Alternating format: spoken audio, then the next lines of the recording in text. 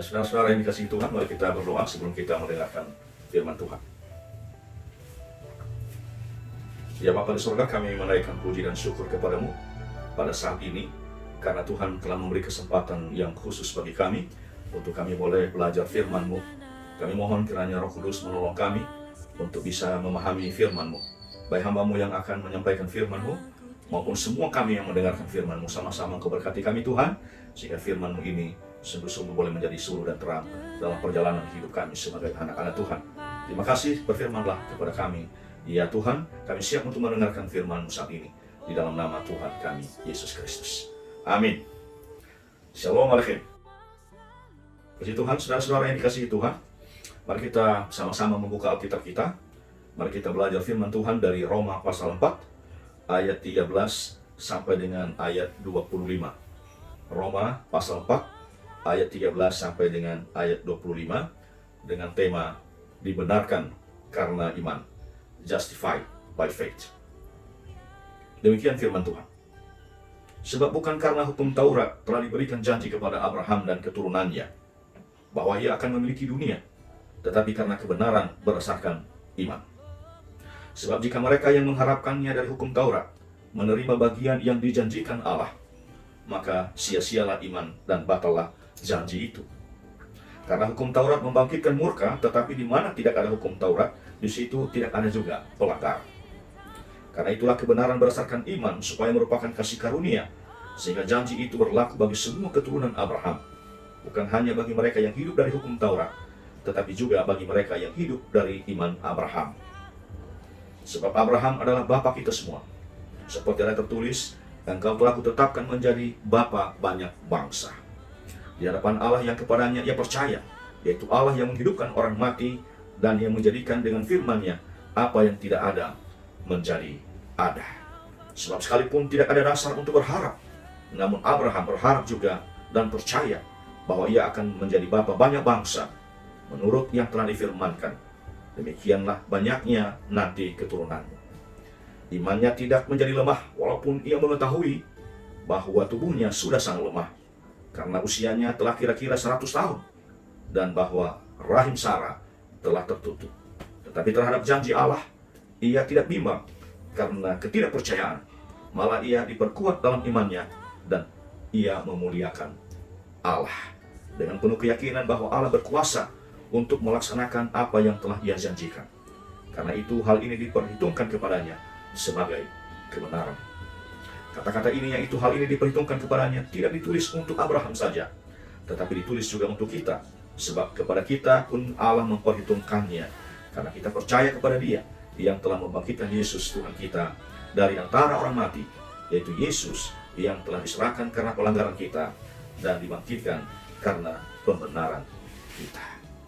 Saudara-saudara yang dikasihi Tuhan, kalau kita berbicara tentang perdebatan menyangkut iman dan ajaran Kristen, sebetulnya bukan baru sekarang. Hari-hari ini kita seringkali menjadi marah karena ada beberapa orang dari yang non-Kristen, terutama saudara kita Yahya Woloni, yang begitu kerasnya menentang iman Kristen. Sehingga banyak umat Tuhan sepertinya marah. Banyak anak-anak Tuhan yang sepertinya tidak senang dengan apa yang dilakukan oleh Yahya Woloni. Sebetulnya saudara-saudara sekalian, apa yang dilakukan oleh Yahya Woloni itu belum ada apa-apanya jika dibandingkan dengan perdebatan-perdebatan yang terjadi pada abad pertama menyangkut iman dan ajaran kekristenan. Lebih hebat dari apa yang saat ini dilakukan oleh saudara kita Yahya Woloni. Waktu-waktu itu Mahkamah Agama Yahudi, saudara-saudara sekalian, begitu gencarnya mereka, begitu kuatnya mereka untuk menantang iman dan ajaran kekristenan. Namun saudara-saudara sekalian, iman Kristen tetap eksis, tidak pernah terbantahkan sampai sekarang, dan saya yakin dengan iman saya sampai pada akhir zaman, sampai pada hari kedatangan Yesus Kristus yang kedua kali, iman kekristenan kita tidak pernah akan terbantahkan. Amin. Nah, saudara-saudara yang dikasihi Tuhan, kalau kita berbicara tentang perbantahan, perdebatan yang terjadi menyangkut iman dan ajaran kekristenan, sebenarnya itu terjadi dalam dua kalangan. Yang pertama, perdebatan itu terjadi di kalangan umat Kristen sendiri. Kita melihat di mana-mana sekarang, baik dalam persekutuan doa maupun dalam penelaah Alkitab. Ada banyak perdebatan-perdebatan yang terjadi di dalam gereja di antara orang Kristen sendiri. Yang kedua ialah perdebatan-perdebatan yang terjadi antara umat Kristen sendiri dengan umat agama lain. Dan ternyata saudara-saudara sekalian, perdebatan-perdebatan ini sepanjang sejarah tidak pernah berhenti. Sejak abad pertama, bahkan hari-hari ini kita melihat bagaimana perdebatan-perdebatan itu terjadi secara terbuka di media massa, terutama di YouTube kita bisa saksikan bersama-sama. Perdebatan-perdebatan itu ada yang sifatnya kasuistik. Dalam pelayanan saya menjadi pendeta 29 tahun, kadang-kadang orang-orang bertanya, Bapak Pendeta, saya sudah aktif melayani Tuhan, sudah aktif gereja, aktif ibadah, aktif memberi persembahan, aktif memberi perpuluhan, tetapi berapa banyak masalah yang saya alami. Sedangkan ada orang-orang yang jarang ibadah, tidak pernah ke gereja, dia tidak pernah memberi persembahan, tidak pernah memberi persepuluhan, tapi sepertinya aman-aman saja. Dan ini yang saya sebut sebagai perdebatan-perdebatan yang sifatnya kasuistik di kalangan umat Kristen. Bahkan juga ada perdebatan-perdebatan di kalangan umat Kristen yang sifatnya ajaran, yang sifatnya doktrin, yang sifatnya dogma. Tidak sedikit perdebatan-perdebatan antara aliran-aliran gereja, ada yang menyangkut baptisan, ada yang menyangkut makanan, ada yang menyangkut masalah-masalah berkaitan dengan hari Sabat, dan masih banyak lagi perdebatan-perdebatan lainnya yang terjadi di kalangan umat Kristen. Tetapi saudara-saudara sekalian, selain perdebatan-perdebatan menyangkut iman dan ajaran Kristen terjadi di kalangan umat Kristen sendiri, tetapi yang paling gencar ialah perdebatan-perdebatan yang datang dari orang-orang yang belum percaya kepada Tuhan Yesus Kristus. Dan perdebatan-perdebatan itu begitu tajam sekali. Perdebatan-perdebatan itu ada kalanya menyangkut masalah Alkitab. Ada di antara mereka yang mengatakan bahwa Alkitab itu sudah dipalsukan. Ada perdebatan-perdebatan yang menyerang agama Kristen begitu tajam menyangkut Allah Tritunggal. Ada perdebatan-perdebatan menyangkut kelahiran Tuhan Yesus. Perdebatan-perdebatan menyangkut kematian Tuhan Yesus. Dan ada perdebatan-perdebatan yang menyangkut kebangkitan Tuhan Yesus dan ketuhanannya. Mereka berusaha mengkaburkan, bahkan berusaha supaya orang tidak yakin bahwa Yesus itu telah bangkit dari antara orang mati. Saudara-saudara yang dikasihi Tuhan, firman Tuhan yang kita baca tadi, di sini kita melihat sebuah gambaran bahwa pada abad pertama di Jemaat Roma ternyata juga terjadi perdebatan, saudara-saudara. Dan perdebatan yang terjadi di kalangan umat Kristen di Roma pada masa itu adalah perdebatan yang menyangkut bagaimana manusia berdosa itu dibenarkan di hadapan Allah. Bagaimana orang-orang yang berdosa di hadapan Allah, yang akan menerima upah di hadapan Allah itu mau dibenarkan di hadapan Allah. Dan saya melihat dalam firman Tuhan yang kita baca saat ini, bahwa ternyata pada masa itu ada dua perdebatan yang terjadi. Yang pertama, saudara-saudara yang kasih Tuhan, orang-orang Kristen yang berasal dari agama Yahudi, mereka punya pandangan bahwa manusia itu dibenarkan karena melakukan ketentuan-ketentuan hukum Taurat. Lalu orang-orang Kristen yang berlatar belakang non-Yahudi juga mempunyai satu pokok yang mereka pertahankan tentang ajaran iman. Mereka mengatakan bahwa tidak demikian, bahwa kita dibenarkan di hadapan Allah bukan karena melakukan ketentuan hukum Taurat, tetapi karena iman dan percaya kepada Yesus Kristus, maka semua orang berdosa dibenarkan di hadapan Allah. Perdebatan ini memang sangat tajam sekali. Kita melihat dalam surat Roma ini begitu tajam juga penjelasan-penjelasan yang disampaikan oleh Rasul Paulus. Nah, saudara-saudara yang dikasihi Tuhan, ternyata untuk mengetengahkan perdebatan yang menyangkut masalah bagaimana manusia berdosa dibenarkan di hadapan Allah di antara umat Kristen Yahudi dan non-Yahudi pada masa itu, maka Paulus mengirim surat ini. Paulus menyampaikan firman Tuhan ini untuk mengetengahkan situasi yang terjadi pada masa itu. Dari apa yang sudah disampaikan oleh Rasul Paulus, dari apa yang kita baca tadi, saudara-saudara sekalian, sangat jelas bagi kita bahwa ternyata Paulus menganut pandangan yang kedua, yaitu bahwa Paulus mengatakan bahwa manusia dibenarkan bukan karena melakukan ketentuan-ketentuan yang ada di dalam hukum Taurat, bukan oleh karena berbuat amal kebaikan, tetapi manusia dibenarkan di hadapan Allah oleh karena iman kepada Yesus Kristus yang telah mati dan yang telah bangkit kembali dari antara orang mati. Amin. Saudara-saudara, Anda bisa bayangkan kalau Allah membenarkan kita di hadapannya, oleh karena melakukan ketentuan-ketentuan hukum Taurat. Saya percaya semua kita yang hadir di sini, tidak ada satupun yang masuk surga. Dan surga akan sepi, surga akan kosong. Kalau Allah menjadikan ketentuan-ketentuan yang ada dalam hukum Taurat, kalau Allah menjadikan amal kebaikan menjadi standar untuk bisa manusia dibenarkan di hadapan Allah dan bisa masuk surga.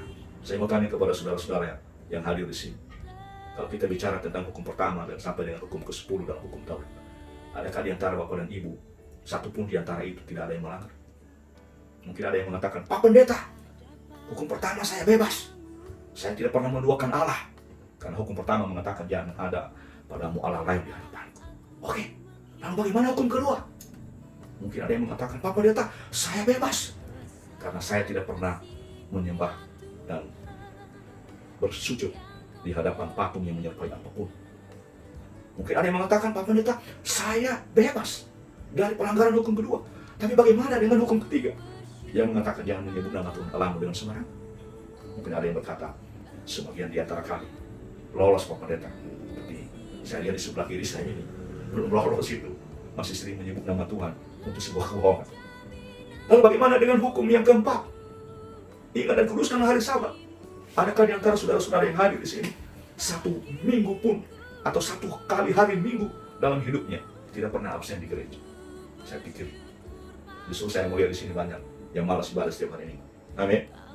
Nah saudara-saudara, saya percaya sekali lagi kalau Allah menjadikan ketentuan-ketentuan yang ada dalam hukum Taurat menjadi standar pembenaran kita di hadapan Allah, maka tidak ada satupun di antara kita yang lolos dan masuk surga. Belum lagi hukum kelima, hormatilah ayahmu dan ibumu, supaya lanjut umur diberikan oleh Tuhan Allah kepadamu. Apalagi anak-anak muda masa kini, ya banyak yang tidak lagi menghargai orang tua. Banyaknya anak-anak muda yang lebih menghargai HP-nya daripada menghargai orang tua. Ayahnya, ibunya memanggil namanya, tapi dia lagi menundukkan kepala di HP-nya. Nggak peduli, cuek sama orang tua, ya kan? Anak-anak muda yang ada di sini, iya, nggak ada yang lolos. Belum lagi kalau kita bicara tentang hukum ke-6, jangan membunuh. Mungkin ada di antara saudara-saudara yang mengatakan, Pak Pendeta, saya tidak pernah membunuh.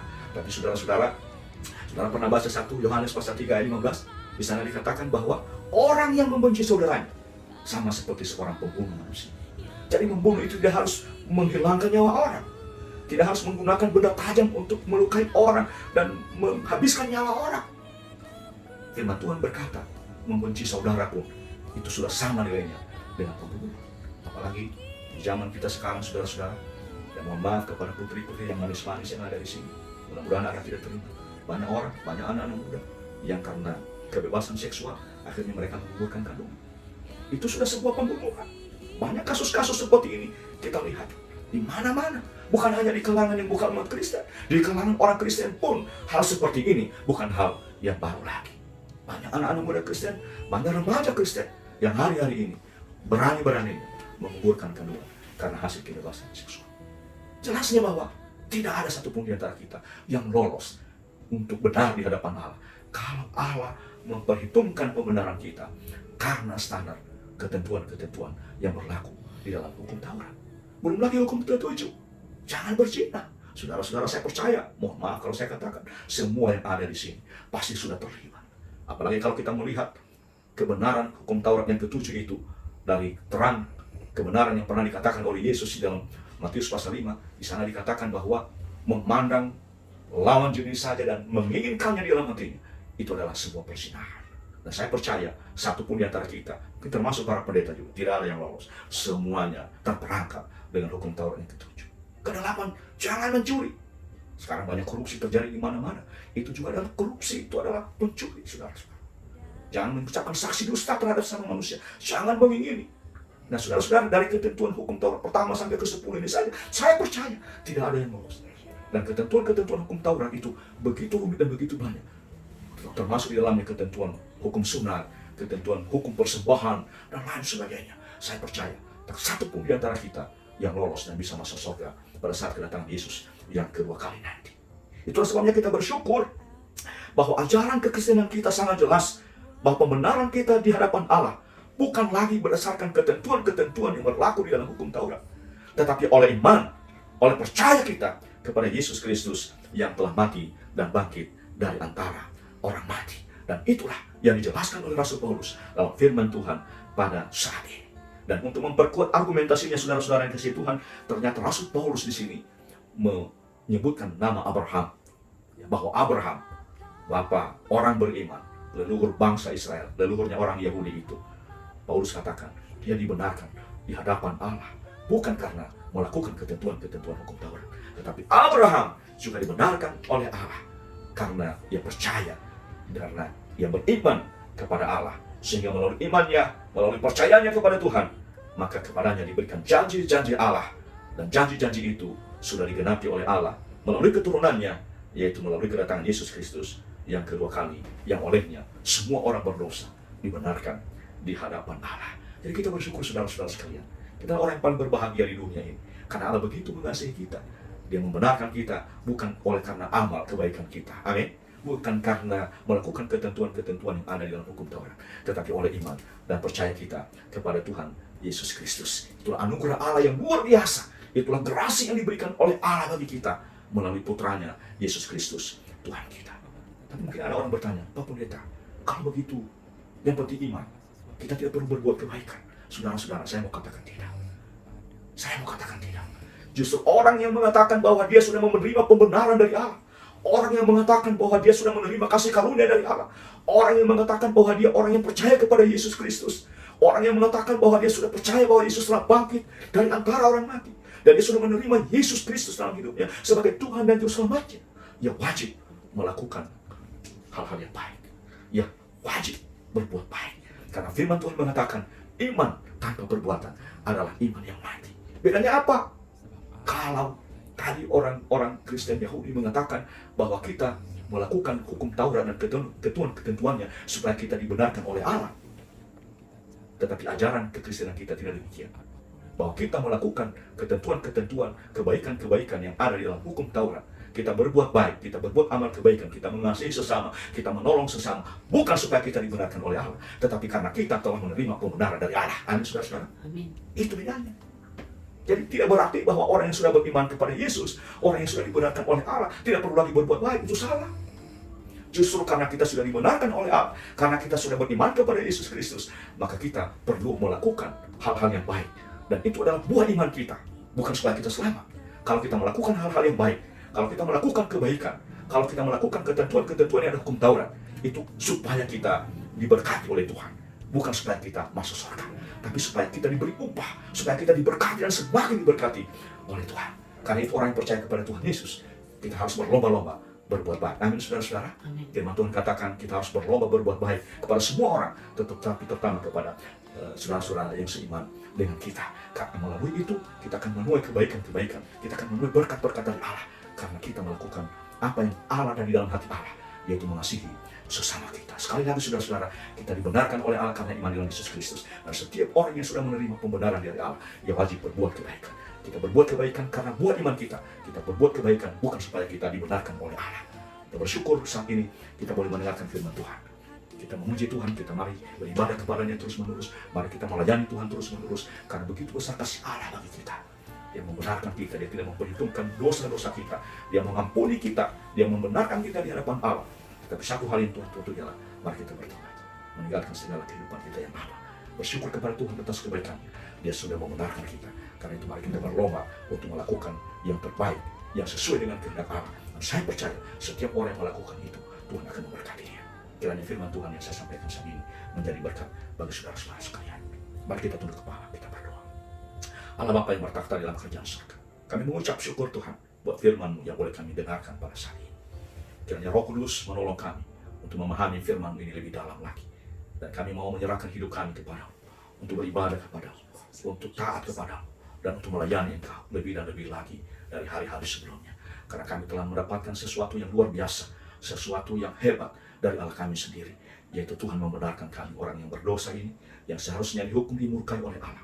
Namun dengan iman kepada Yesus Kristus Tuhan kami dinyatakan benar oleh Allah bukan karena kami hidup benar, tetapi karena kasih Allah yang begitu besar telah membenarkan kami. Dan kami diajar juga melalui firman-Mu ini Tuhan, untuk berlomba-lomba menyatakan buah iman kami kepada sesama kami.